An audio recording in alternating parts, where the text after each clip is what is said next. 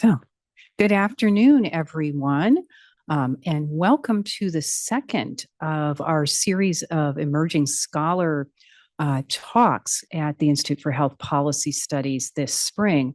The Emerging Scholars Program is an exchange program among UCSF, University of Pennsylvania, and University of Michigan, where junior scholars have the opportunity to network with faculty on other campuses and to share their research.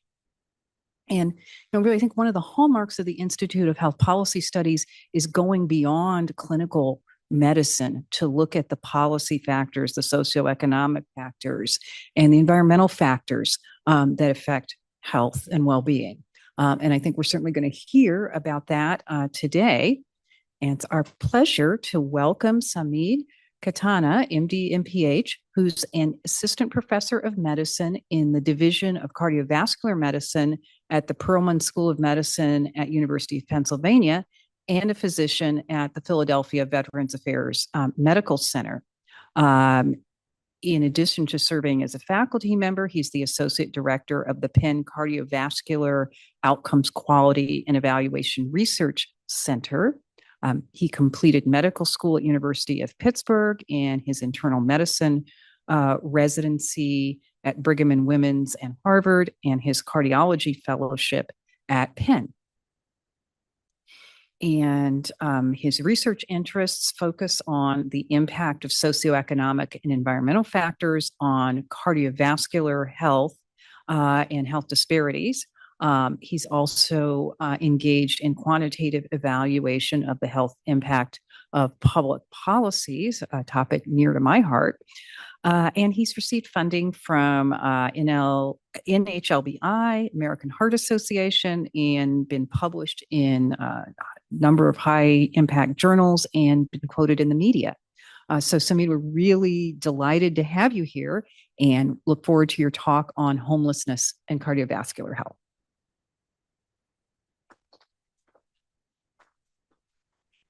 Great. Thank you so much. And, I really appreciate the opportunity to come here, share our work, and obviously a chance to meet everyone here. And this morning, we've already had some great conversations, and I'm looking forward to your feedback about this talk. And as Dr. Kaufman said, today I'll be talking about homelessness and cardiovascular health. So here's the agenda. So I'll talk a little bit about a little background information, and then I'll go over 4 studies that we've worked on over the past few years. The first 2 came out a few years ago, one that came out quite recently, and one that's currently under review. And before I get started, the reason I'm interested in this, so I'm a practicing cardiologist. I see patients with serious cardiovascular illness at the VA, and it's perhaps not surprising to this group that this issue comes up more often than you would know. So Philadelphia, like a lot of places in the country, is facing a housing insecurity, issue, epidemic, whatever word you want to say. And more we'll see people in our clinics, in the hospital, where this is one of the many limitations that are impacting their health. I've had patients who were getting ready to discharge them from the hospital, and they have nowhere to go. Right. And this is the VA where care is integrated. People have access to care. I've had patients who stay in shelters. When I prescribe them medications, they say, all of their medications are stolen, so they can't take any of their medications. So, I can prescribe them whatever I want, but the issues impacting their health are beyond, what I can do in my clinic alone. And so, this was something that myself and obviously a lot of other people throughout medicine and public health were interested in. And I would say in cardiology, perhaps fewer people have been involved in this kind of research in the past, but there's a growing understanding of the impact of social determinants of health. And, I hope some of the work that I'll talk about today will be informative. So as a background, most of us know that the US is arguably in an affordable housing crisis. And homelessness is kind of is the most acute representation of that housing crisis. So as of 2024, the number of homeless individuals in the United States is now at its greatest point since 2007. with more than 770,000 individuals experiencing homelessness. And this is the point in time count that HUD does every year, usually on a single night in January. And we can see that, especially since the pandemic, since 2020, we've had this sharp increase. And this is the nationwide trends. We'll take a look at California, which has somewhat interesting trends as well. And we see that a lot of this increase has been related to the increase in individuals who are sheltered but experiencing homelessness. But we do also see an increase in unsheltered homelessness. Interestingly, this increase in unsheltered homelessness might actually predate the pandemic, and we can start seeing this upward trend going as far back as 2014, 2015. So, I'm definitely not an expert on the causes of homelessness. One question obviously comes up: why has there been this big increase in homelessness in the previous few years? Some of this is obviously related to affordable housing. We know in cities where rents go up more, homelessness increases more as well. San Francisco is probably one of the prime examples of that. The recent research paper out of University of Chicago, some economists estimated that about 60% of the increase in homelessness since the pandemic might be related to an increase in the migrant population in the United States as well. So there's a confluence of a lot of different factors that's leading to this increase. So California might be the epicenter of this issue. I think all of you probably know this as much as anyone else. Despite having only 12% of the U.S. population, nearly 30% of the homeless population is currently in California.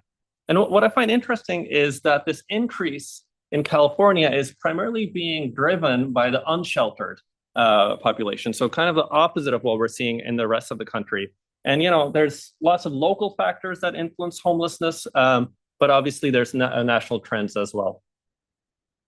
One bright spot is the veteran population. So this is a population that I'm particularly interested in, given my clinical work. And we see that starting in 2009, when the Obama administration and the Secretary for HUD and Veterans Affairs made eradicating homelessness amongst veterans a key priority, we've seen this relatively dramatic decline in homelessness from about 74,000 in 2009 to about 32,000. And so veterans are still probably slightly disproportionately more represented in the homeless population than they are in the overall general population, but that disparity is less so than it was in 2010. But I will say that there has been a plateauing even in this trend since about 2015, 2016. There was a slight increase in 2023, although thankfully that's come down again as well. This plateauing probably represents the residual socioeconomic issues that people in this country face, where despite billions and billions of dollars of investment, we still have this population of veterans that are continuing to face homelessness. Now, homelessness doesn't impact everyone equally. This analysis here looked at the race and ethnicity of the homeless population, and we see that some groups are overrepresented. We see that Black or African American identified individuals are overrepresented in the sheltered homeless population. And perhaps something that maybe isn't highlighted as much, the Native American and American Indian population is also overrepresented. And we see similar overrepresentation of people with Hispanic or Latino ethnicity. So as a physician, I'm interested in what is the health impact of homelessness. Now, we know, and perhaps this is, obvious to many people, that individuals who are experiencing housing insecurity or homelessness have a lot of health issues that perhaps uniquely impact them. We know that substance use, mental health issues are overrepresented in this population.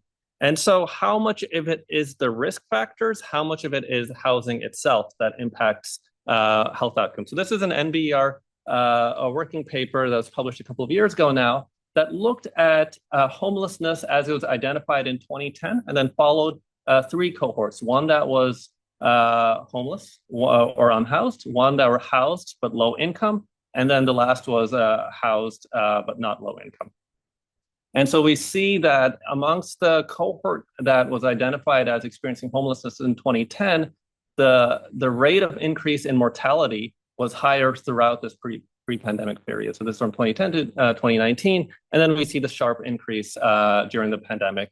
We see smaller increases in the other groups as well. So, one argument could be that perhaps experiencing homelessness at any point in your life identifies you as a uniquely vulnerable individual who might be at risk for adverse health effects. Or it could be that homelessness period itself, changes something, whether it changes your ability to interact with the healthcare system, changes, maybe there's biological changes,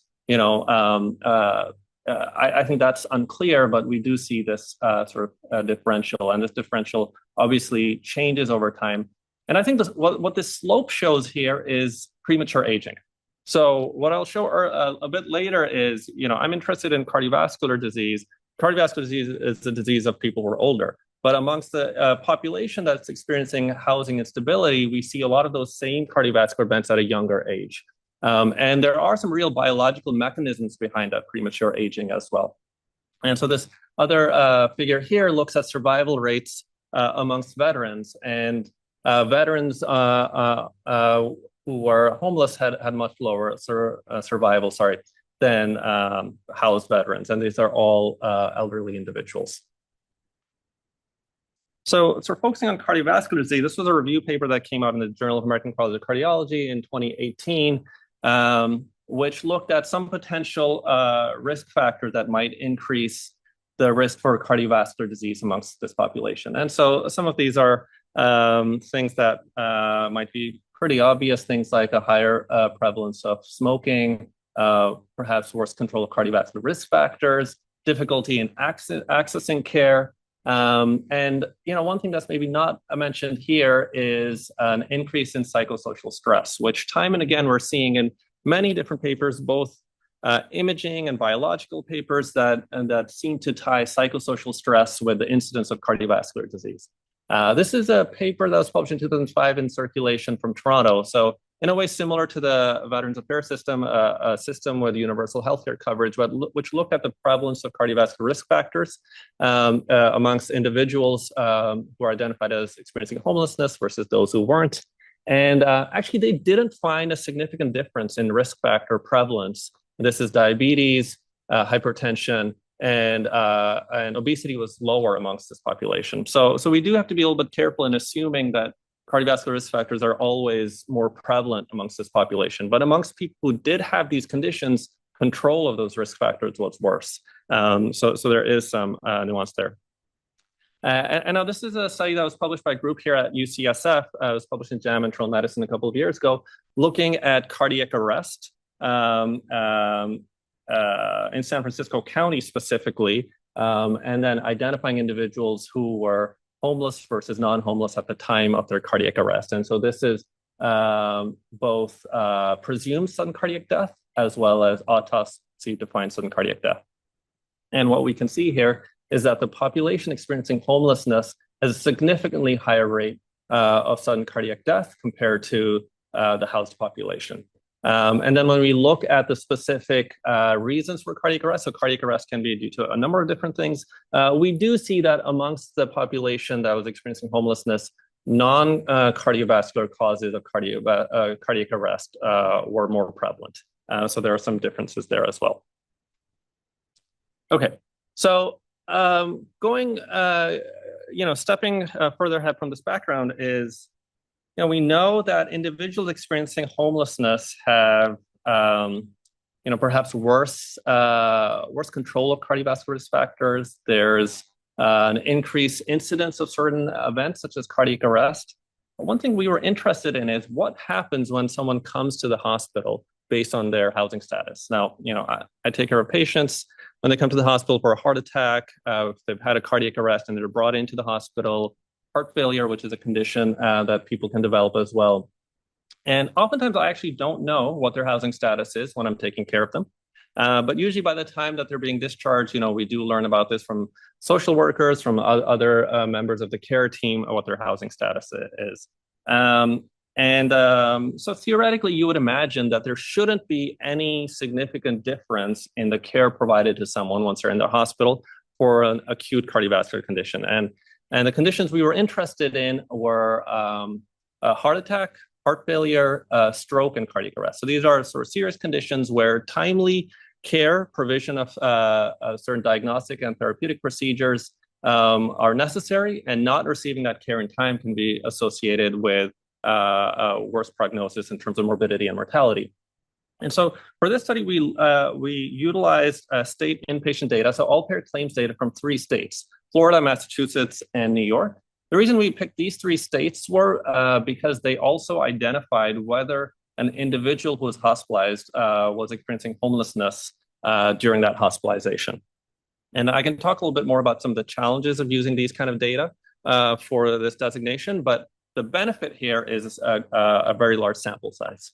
And so for the study, we were interested in the rates of diagnostic and therapeutic procedures for the different conditions we were looking at, as well as in-hospital mortality.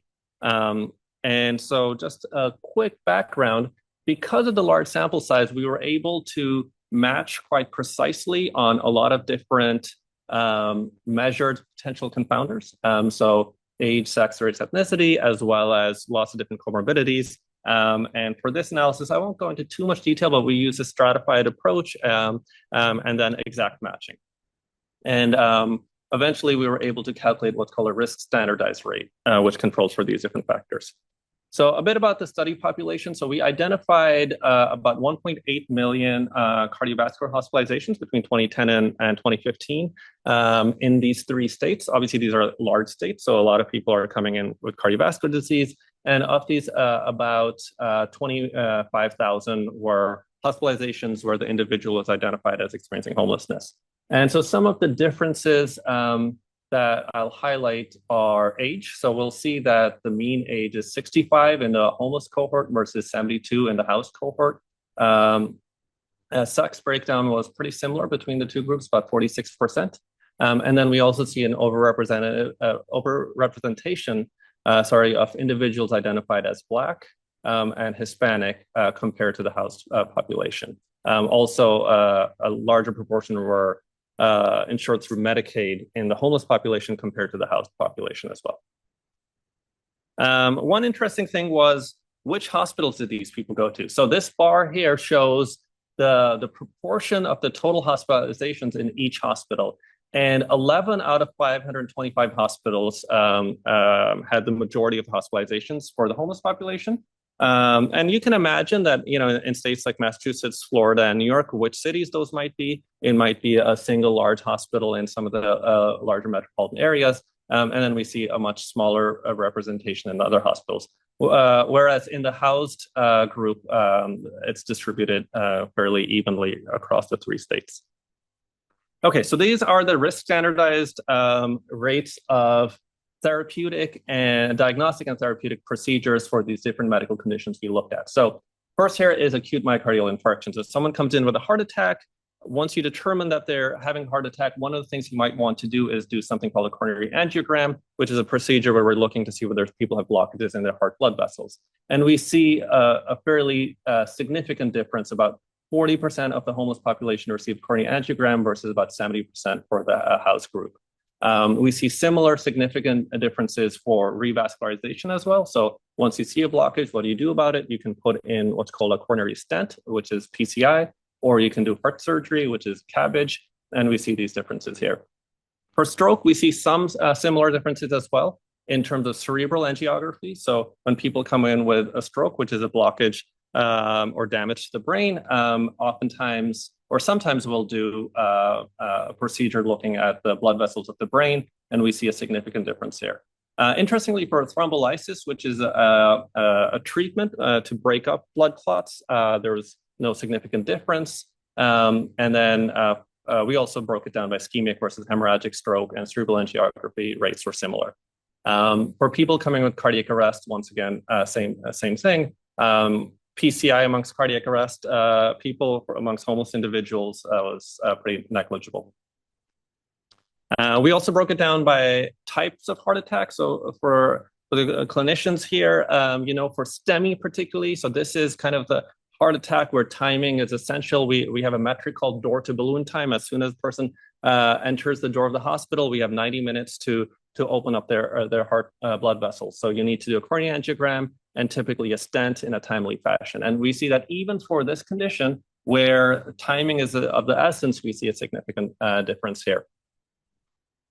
And then when we look at in-hospital mortality, perhaps unsurprisingly, we see a greater in-hospital mortality rate amongst the homeless population compared to the housed population. And so this is particularly true for STEMI. So you can imagine someone who wasn't able to be revascularized for their major heart attack is likely to have a higher risk of dying in the hospital.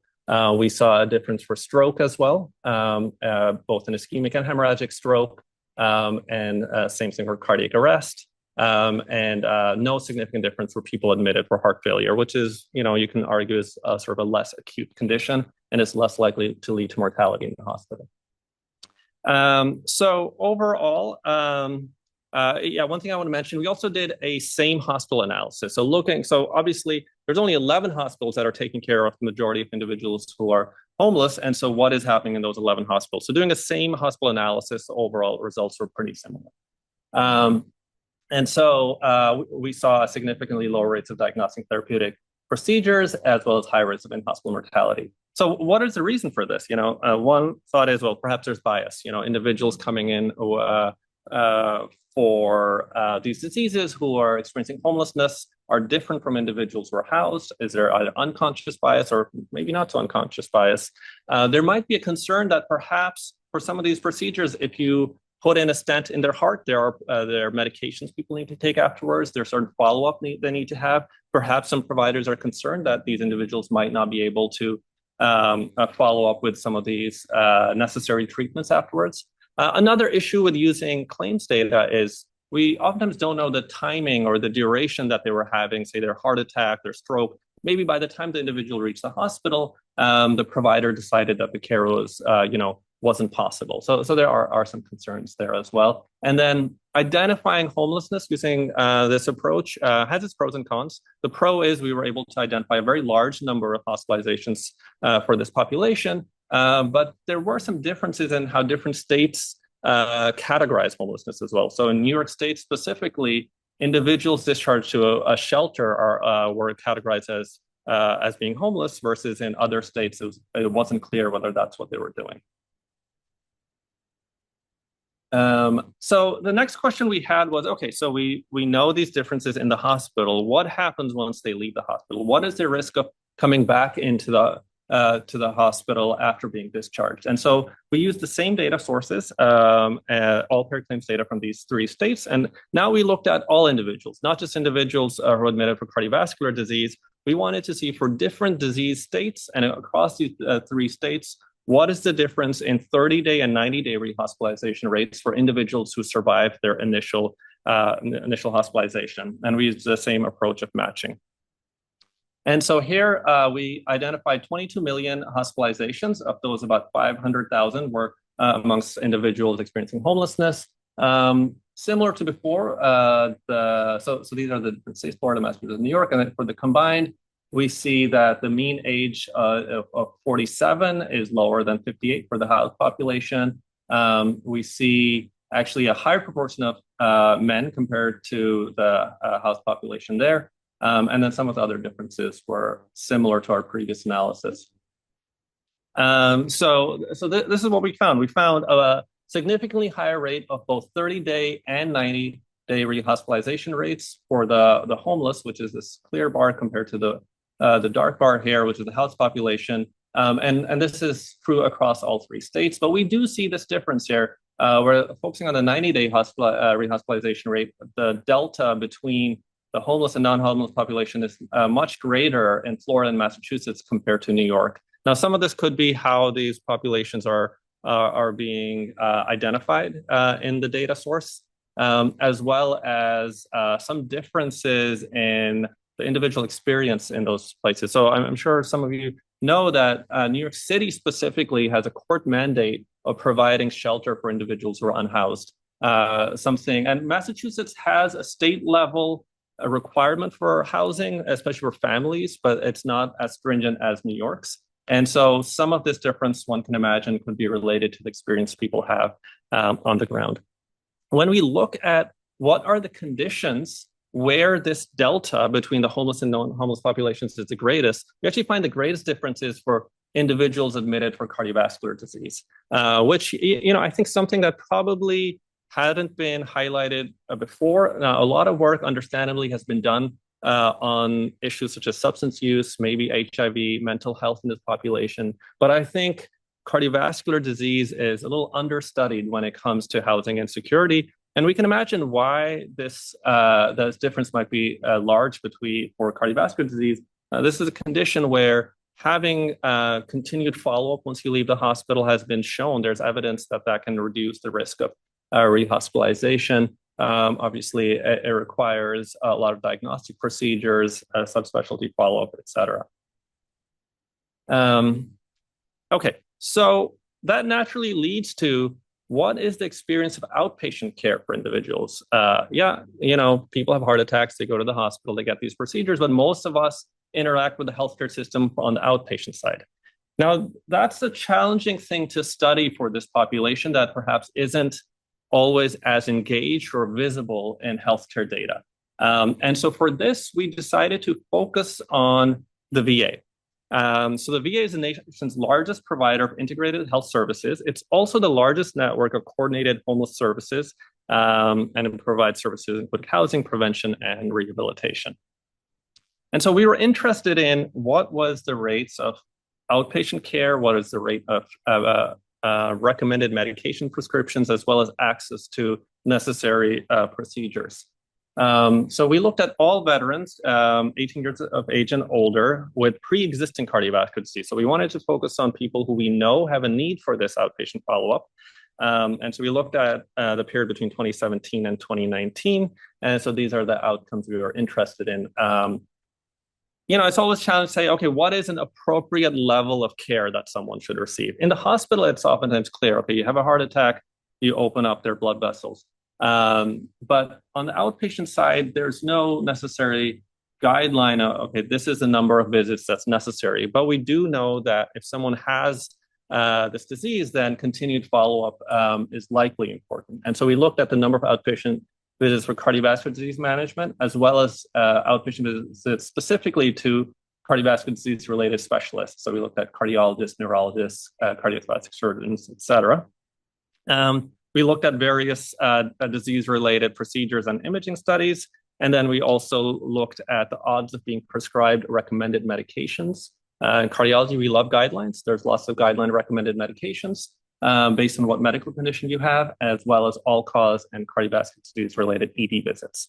And so for this, we used something called covariate balancing propensity scores, which is kind of a newer algorithm for propensity scores, which does a really good job of balancing measured covariates, and then IPTW. So how do we identify homelessness in this population? I think that's a running theme of our work is how do you identify this population? When you're doing a randomized trial, like a housing lottery, things like that, you have a lot of granular information. But when you're using these sort of secondary data sources, oftentimes you have to rely on different approaches. And so this is a paper that was published by Jack Tsai, who's the scientific director of the National Center for Homelessness Amongst Veterans, who's at the University of Texas, San Antonio now. And so this and he's a collaborator of ours on a lot of different projects. And this paper was a methods paper looking at ways of identifying homelessness in the VA using VA data. And so we used three primary methods. One was using diagnostic codes. And so this is something that's been used previously as well. This is likely to be specific, not sensitive. We looked at, so the VA annually, all veterans are required to get a screener asking whether they're experiencing housing instability. So I think this was a very important tool for us. And then we also had access to the VA homelessness services. And so people who are engaged with the VA accessing these services were also identified as experiencing homelessness or unstable housing. And so this was a paper that came out at the end of 2024. The first author was Lara Sokoloff, who's now a cardiology fellow at Johns Hopkins. And so we identified about 1.3 million individuals, housed individuals who had pre-existing cardiovascular disease, and about 56,000 housing or unstable housed individuals, veterans, I should say, during this time period. And so once again, we see the HUH group or the homeless group is younger. Interestingly, we see amongst this veteran population a higher proportion who are female in the homeless population compared to the housed population. So that's something we didn't see on the non-VA side. And that has been reported in other studies as well, that amongst the veterans obviously are predominantly a male population, but amongst the homeless veteran population, women are slightly overrepresented. Once again, we saw a greater proportion who are non-Hispanic Black, as well as Hispanic compared to the housed group. Okay, so this is after our covariate balancing. This is the number of outpatient visits for cardiovascular disease management. The blue bar here is the group that experienced homelessness or unstable housing, and the orange bar here is the house group. And we see a small but statistically significant difference in the number of annual visits for outpatient visits for cardiovascular disease management. And we see a little bit more of a delta when we're looking at specialist visits specifically. When we look at the rates or the odds of being prescribed cardiovascular disease-related medications, now this is not looking at adherence to these medications. This is just looking at prescription rates. Overall, we didn't see any significant difference. So at least at the VA, seems like for this population, they're being prescribed the recommended medications at the same rate. Although you could argue that we are missing 40% for both populations of patients. And I should say this also incorporates non-VA data that the VA pays for, which is a large portion of non-VA because the VA usually reimburses better than Medicaid and other payers. So hospitals are incentivized. This being medications, most people try to get their medications within the VA because access is a little bit better. Okay, so then we also looked at a few different therapeutic and diagnostic procedures. We did find that imaging procedures, particularly cardiac and neurovascular imaging, was higher amongst the homeless group. But then other procedures such as receiving coronary artery bypass graft surgery, carotid artery stenting, carotid endarterectomy were significantly lower. And in general, peripheral arterial disease and carotid disease, treatment for that was worse amongst the homeless population. I think some of that could be related to some of the factors I mentioned earlier, the issues around these more complex procedures. Perhaps providers have a concern whether people will be able to follow up with the necessary sort of diagnostic or therapeutic things that happen downstream of receiving these procedures.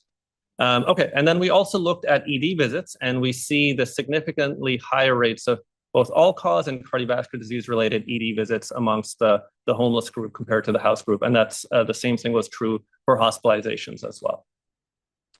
So we saw lower rates of outpatient cardiovascular visits, so small was statistically significant, similar rates of medication prescriptions, and lower rates of certain procedures, higher rates of ED visits and hospitalizations.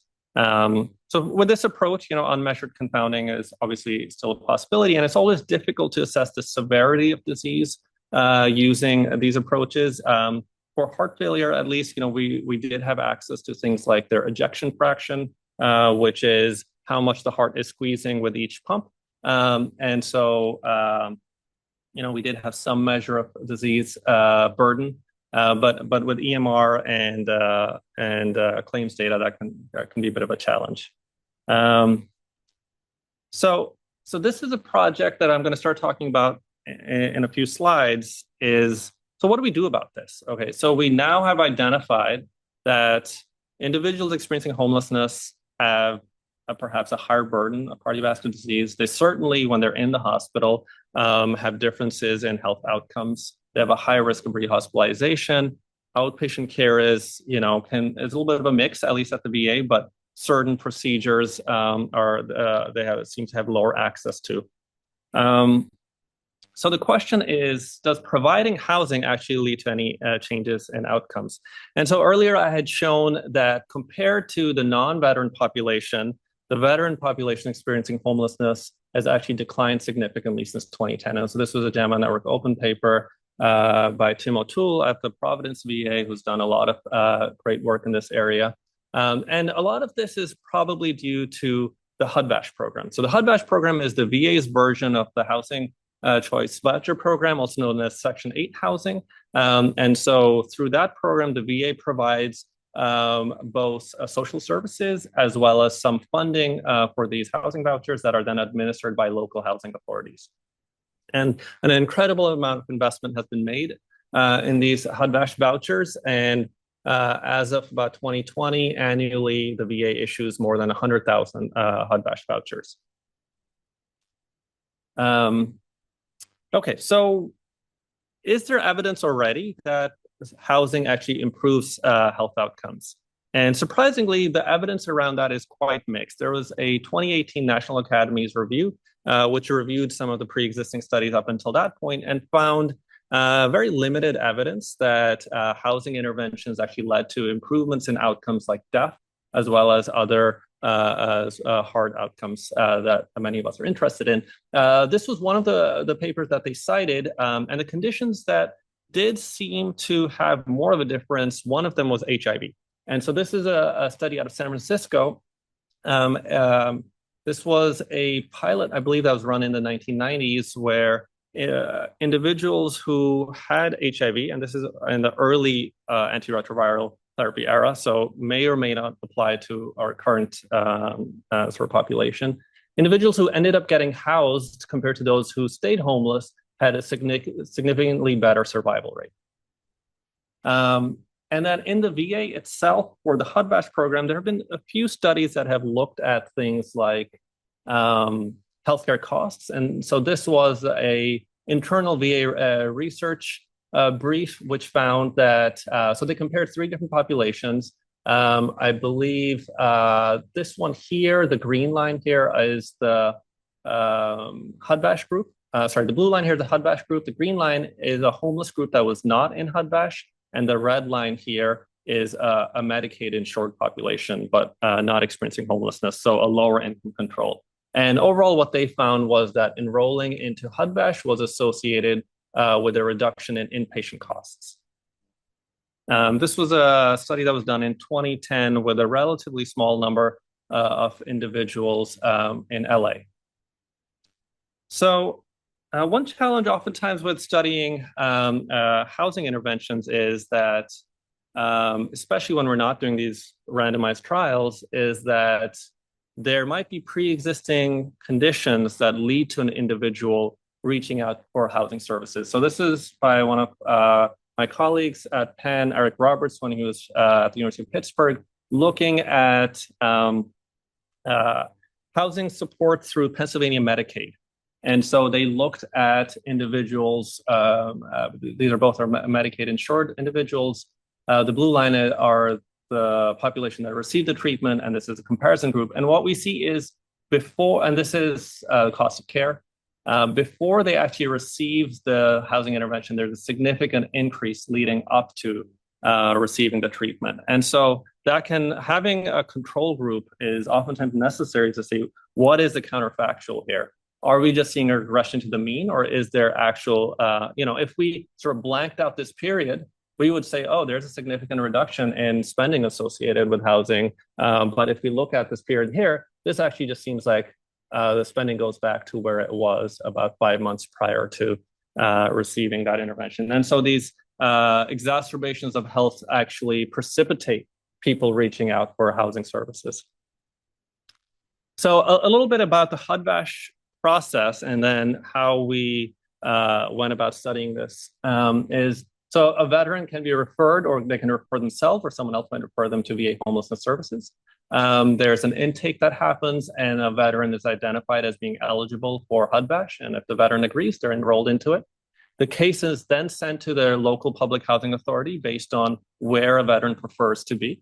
If there's no no issues, then the rental assistance voucher is issued. Generally, the main issues are if there's a prior history of being a sexual offender.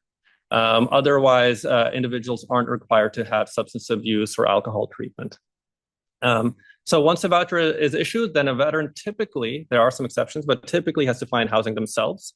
When you go to these public housing authority websites and in terms of their advice as to how to find it, they'll say, oh, walk around, go on Craigslist. The same way many of us try to find a housing, but obviously these are individuals who have a voucher. And so not all landlords will be interested in taking a voucher. So once a veteran identifies an apartment or a house, then an inspection has to occur, a contract is signed, and then the veteran moves into housing. So there's a little bit of a process between when they enroll, when the voucher is issued, and then when they actually move into housing. And what we found was that delay actually varies quite a lot.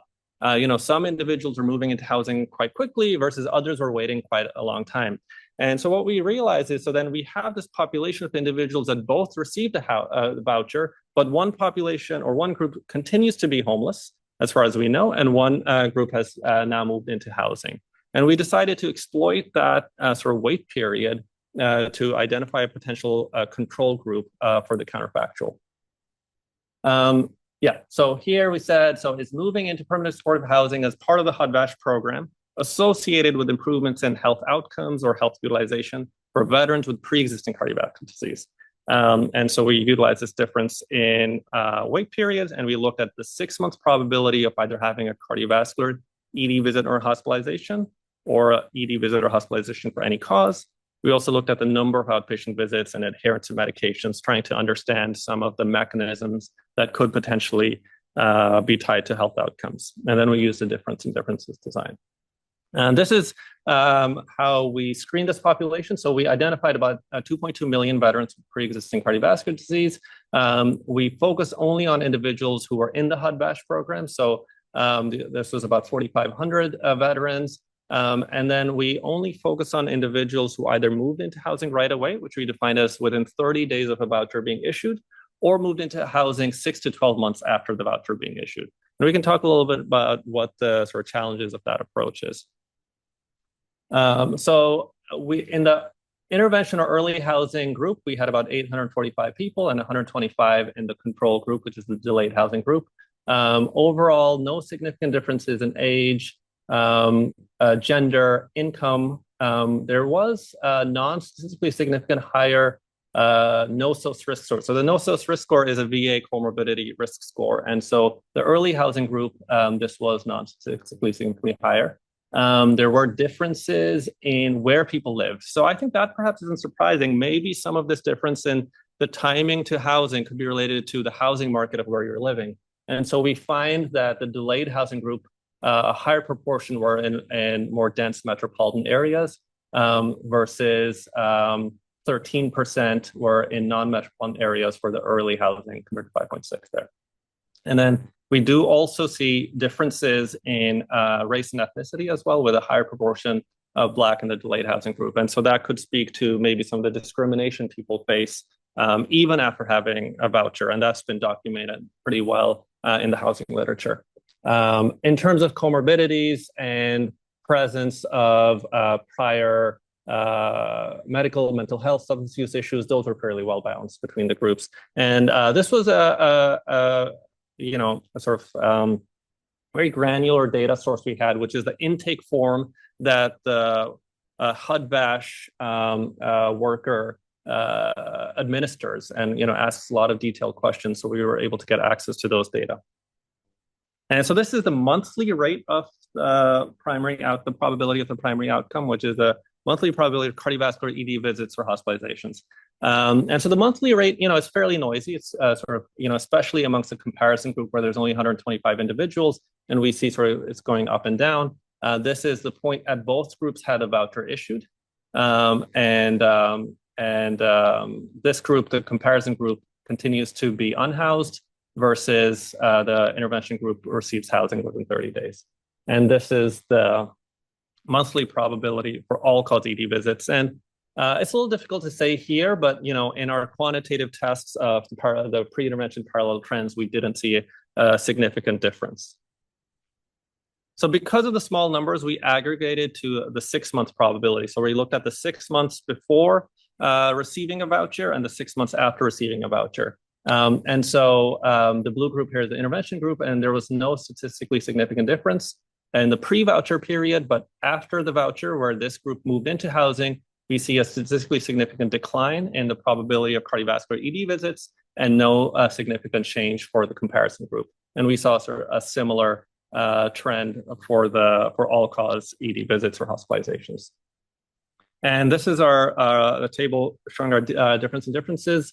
Estimates for cardiovascular ED visits or hospitalizations, there was a 9 percentage point decrease associated with HUD-VASH, about 15 percentage point decrease for all-cause ED visits or hospitalizations. But when looking at outpatient visits or medication adherence, we did not see any significant difference. And so, one would argue that if there is an improvement in these health measures, then it doesn't seem to be driven by greater access to outpatient care or greater adherence to these medications. That being said, measuring adherence using claims data is always challenging. So the other thing, the question is, okay, so this group that had delayed housing, is it really comparable to the early housing group? Maybe they're just too different. If they got housing, would they even have an improvement in their health outcome? So with our design, everyone did get housing. One group just had delayed housing. So we said, okay, let's look at the 6 months after that. So now the intervention group is continuing to be housed. So this is the first 6 months of being housed. This is the second 6 months of being housed. Versus for the comparison group, now they do move into housing. And we see a same 9 percentage point decline in the probability of cardiovascular ED visits or hospitalization. I think the other issue here is, but we still see a fairly high probability of ED visits and hospitalizations, even amongst that house group. And I think that sort of talks to sort of the residual risk of these of cardiovascular issues, even after housing. And housing is likely not the only risk factor these individuals are experiencing. And that's where I think the VA does do a good job of having wraparound services. It's not focused just on housing. It's trying to get access to food assistance as well. Obviously, healthcare is more easily accessible, generally speaking, within the VA.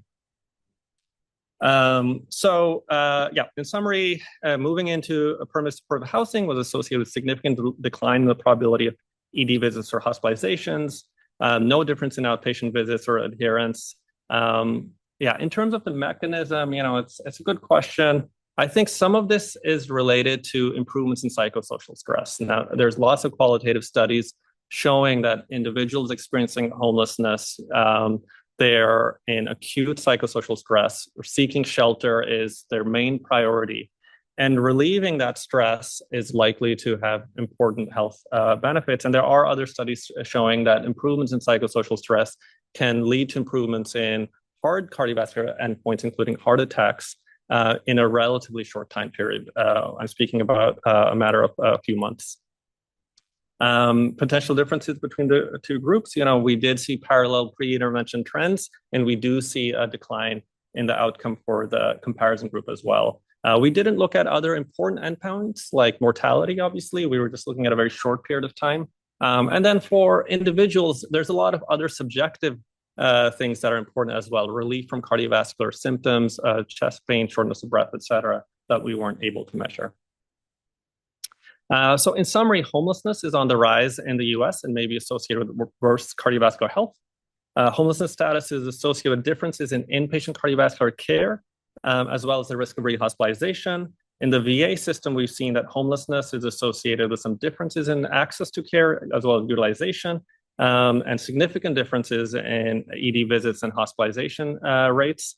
And then permanent supportive housing can be a potential tool, especially through the HUD-VASH program in the VA, for reducing that difference between, for cardiovascular disease, ED visits and hospitalizations at least, although the mechanisms are still unclear. So I'll stop there, and I'm happy to take any questions.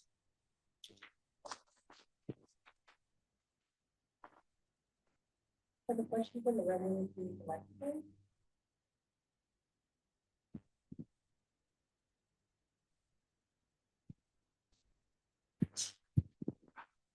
I'm just curious if the permanent supportive housing through the VA would be qualitatively different from what you may see like from a city or a county, because you mentioned it's kind of more holistic, integrative, and I don't know if that's the same for other mechanisms? Yeah, that's a good question. So for the HUD-BASH program, the VA is responsible for providing social services, which people who are just part of the housing choice voucher program or Section 8 housing don't necessarily have access to. There are programs within the Section 8 housing program where people are part of sort of pilots or projects where they have access to social services, but the VA, that's fully integrated. In our sort of study, obviously both groups were in HUD-BASH, so they did have access to the social services element as well. So we were trying to really isolate the housing side of things, that, okay, if both sides are, both groups are getting the social services and their other needs potentially met, does housing itself lead to any changes? There are other sort of administrative differences in terms of how long you have for finding housing. So typically outside of the VA, your voucher is likely to expire more quickly versus the veterans have more time to find housing, 120 days versus I think 90 days. It's less stringent in terms of there's not a requirement that you have to not be using any substances, et cetera. And on the veteran side, that's not a requirement. So there are some differences there. But I think the big difference is investments. That's a population that the government has been willing to invest in. And we're happy to hear that the current administration is still making that a priority and is potentially increasing funding for eradicating homelessness in this population. So I think, in my opinion, that's the big difference. Are there any questions on this?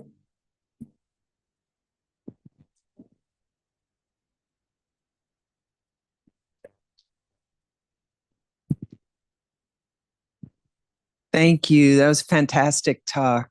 Really interesting, and I'll have actually a lot of questions. But so a few issues on one of your early slides. This issue of missed appointments came up, which I know is like a challenge for healthcare. But it was sort of framed in that slide in terms of penalties for missed appointments, which I sort of questioned a little bit.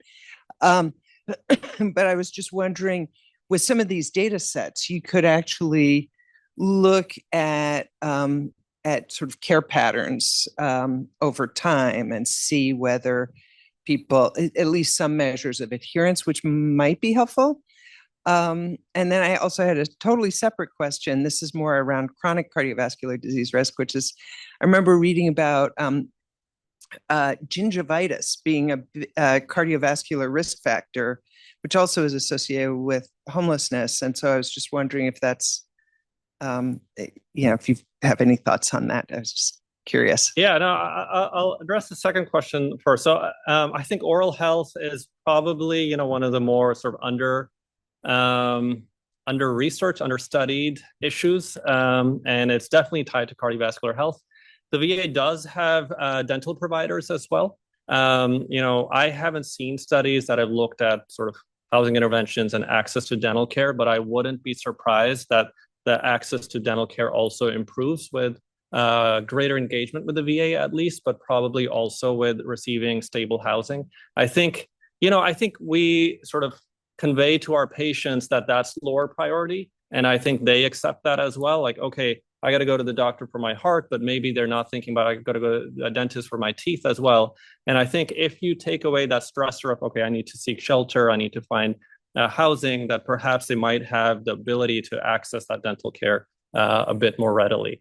I think related to your first question, I agree. I think in terms of adherence, medication adherence is just one aspect of adherence. And I think especially using some of these VA data sources where we can follow people longitudinally, it would be interesting to see how care patterns change as they engage with different types of VA services. So there is one program I want to mention is the HPAC program, which is the homeless patient-centered clinic, patient-centered home, I should say, which is now rolled out in 18 VAs across the country, started in the Providence VA and was studied by Tim O'Toole. And so that really is trying to engage with veterans experiencing homelessness, providing their clinical needs, but also some of their non-clinical needs. So a lot of these clinics have showers in their clinical facilities. If you need sort of clean clothes because you're going for a job interview, some of them will have access to that. It does vary from site to site, and so that can oftentimes, that heterogeneity can make studying that challenging. But yeah, we are seeing that at the VA, this push to really sort of integrate the clinical and non-clinical side of things.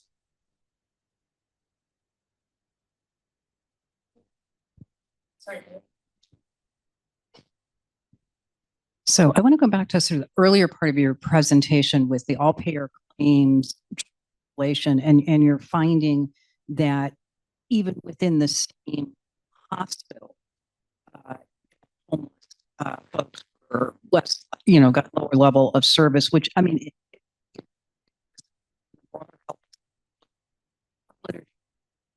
where you get care actually is pretty important.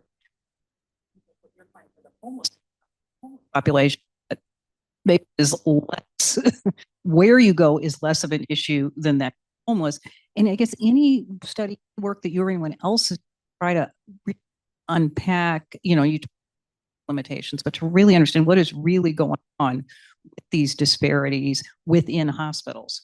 Yeah, I think that's a great question, and it kind of talks to the whole sort of field literature on safety net hospitals, right? There's these hospitals where people tend to have worse outcomes, but they also have different patient populations as well. Karen Joint Maddox, I think, had a paper a few years ago where they did a simulation studies. If you transplant the patient who received care at a safety net hospital to a non-safety net hospital, what would their health outcomes be?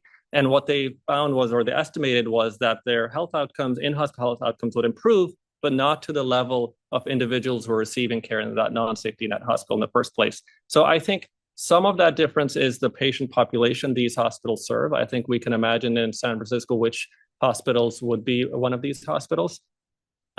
So, I think if you're, belonging to a minority group, if you're a part of other marginalized populations and going to these hospitals, how are you treated? I think that's probably different even within those hospitals. So I think one possibility is that even within those hospitals, there is maybe some unconscious bias and things like that. But yeah, I think our data source wasn't really the best for studying that using claims data. I think really understanding what was the experience in the pre-hospital period leading up to that hospitalization is essential. The problem in health services research is, in the US, it's so difficult to really know what happened prior to someone coming to the hospital. At the VA, we do have that opportunity to try and understand that a little bit better.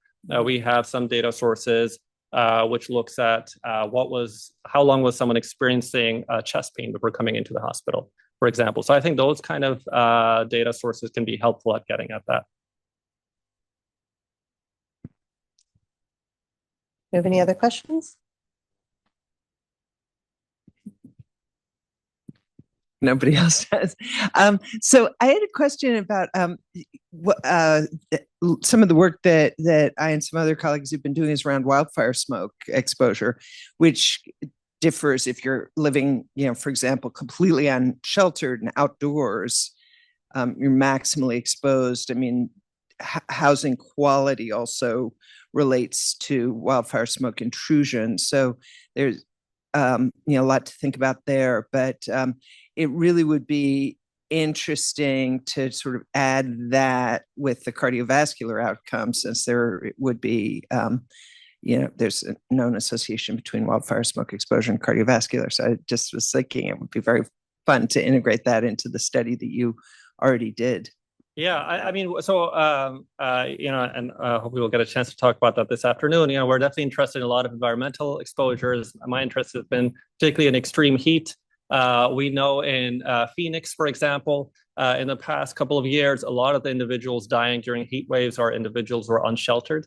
And so there's definitely a confluence of these risk factors. Wildfires, which even in Philadelphia now, we've started experiencing, previously was almost unheard of. It's something that is definitely going to disproportionately impact this population. Yeah. So we're about at time. So I want to thank Samid Katana for being our emerging scholar from Penn, and thank you all for coming. Thank you so much.